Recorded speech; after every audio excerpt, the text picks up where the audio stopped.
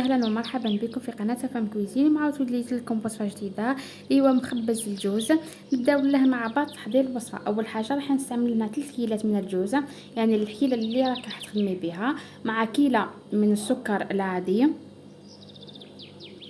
نضيفوا له هنا قليل من الفانيليا ونجمع بالبياض.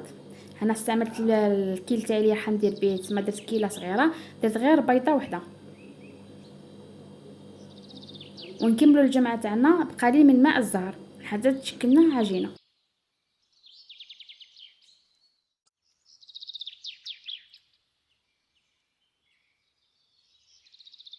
والجوز تاعنا كيما طبيعه الحال ماشي حيكون خشين، حيكون رقيق باش نقدروا نلموه، باسكو اذا خليتو فيه الحبيبات هذيك ماشي راح يتلم لكم. باش نعاودوا المقادير، عندنا 3 كيلات جوز مع كيلة سكر عادي مع فانيليا وبيضة على حسب الحشو اللي عندك، يعني على حسب الجوز اللي عندك بالكميه. اذا كان الكيلة تاعك كبيره راح تستعملي 2 بيضات. نكملوا لهنا نجمعوها ونزيدوا نضيفوا لها ماء الزهر، نجمعوا الخليط مع بعض حتى تشكلنا عجينه ونخليوها ترتاح.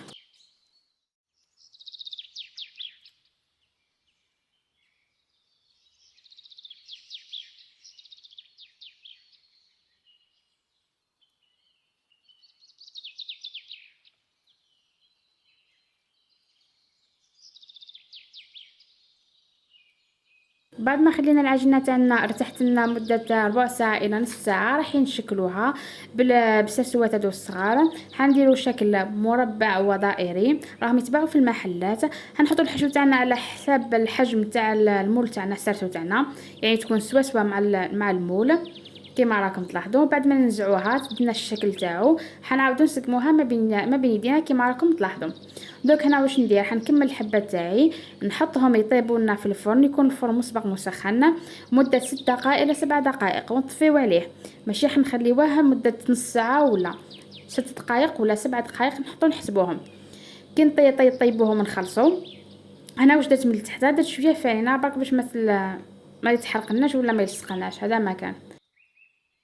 الكميه اللي استعملت كميه صغيره، يعني خرجت لي غير 10 حبات، هذا ما كان. نتوما تقدروا ديروا كميه كبيره، قلت لكم كي ديروا كميه كبيره تاع الجوز البيض ما يكونش حبه بيض، يعني يكون على حساب الكميه اللي عندكم. قاعده تحرق لكم حتى 3 بيضات ولا 4 بيضات على حساب الكميه.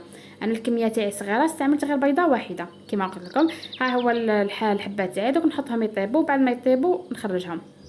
بعد ما طبوني الحبات تاعنا كيما راكم تلاحظوا، انا واش درت خليتهم بردوا لي وطيبت الشربات تاعي هو كاس ماء مع كاس سكر، خليته في النار. كي وجد لي حطيت حطيت الحبات تاعي، هادو هما الحبات. دوك نخليهم مده 3 دقائق وهما في الشربات تاعي باش يشربوا لي مليح، ونحطهم نقطرهم. هذا ما كان في الطياب 6 دقائق الى 7 دقائق، وكي نحطوهم في الشربات تاعنا مده 3 دقائق نحطوهم يقطرونا من الشربات تاعنا ونروحو نزينوهم.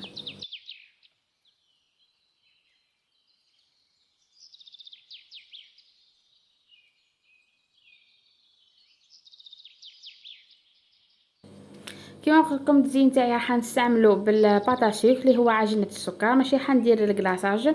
واش راح ندير، حنجيب هذا الطابي سيليكون راهو يتباع في المحلات الحلويات.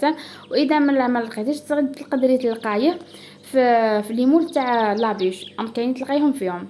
ليسونسيال هذا هي الطريقه. راح نحط لنا عجينه السكر باش تاخذ لي برك الشكل تاع الطابي، ونزينو به الحبات تاعنا، يعني الطريقه راهي موضحه. دوك هنايا وجد لي الشكل تاعي. واش راح ندير، حنجيب الحبه تاعي تاع الجوز ونحطها هذا المخبز تاعنا عفوا، ونحطها نغلفها به. بعد نقطع الزوائد هذوك تاعنا، يعني التغليف حيكون غير من الجنب، مش حنغلفوها من التحت ومش حنغلفوها من الفوق، غير على الجوانب الحبه تاع الكاطو تاعنا. يعني تزيين المخبز تاع الجوز تاعنا حندير تزيين بسيط. دوك واش راح ندير، حنحي الزوائد تاع العجينه السكر كيما راكم تلاحظوا، ومن بعد هذاك الموتيف راح نديرو بالنكري باش تبان لي الحبه تاعي، هذا مكان. ونزينوه بالورود اللي مارفا نخدمهم من عند الصفحه اللي دائما نحطها لكم في صندوق الوصف.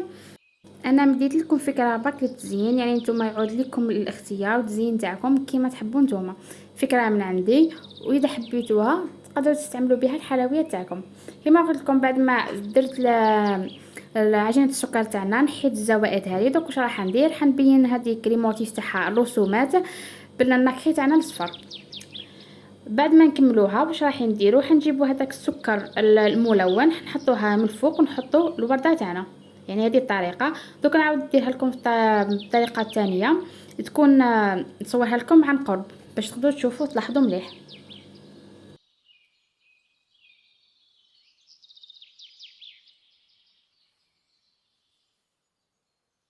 حنعاود لكم الحبه الثانيه عن قرب باش تشوفوا الطريقه كيفاه.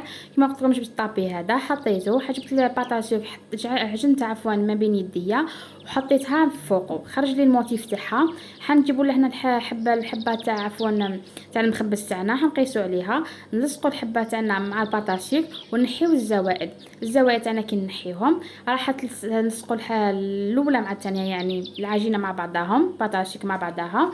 نزيدو حنحيو كما قلت لكم، حنديرو غير من الجوانب، ما حنديروش من الفوق، ماشي حنديرو من التحت.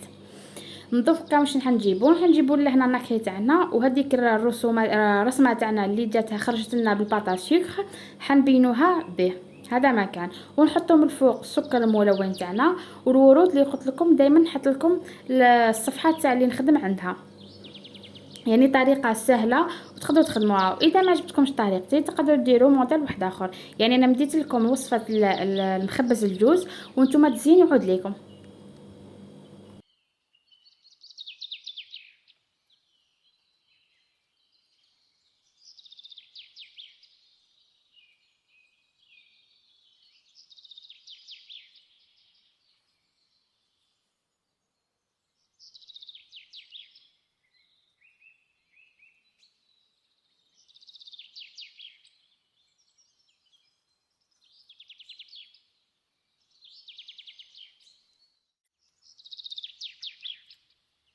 يعني هنا تزيين يعود لكم، تقدروا هذا التزيين الاخير تضيفوه ولا ما تضيفوش. انا هنا واش درت حجر الجيود نوعين، غرونا ودوغي. هذا مكان حنحط لهنا اللاصق الغذائي تاعنا في الحبه تاع الحلوى من الاسفل خلاص، ونحط الجيود تاعنا باش يلصق لنا. هذا مكان ونضيفوا من الفوق السكر الملون والورده تاعنا.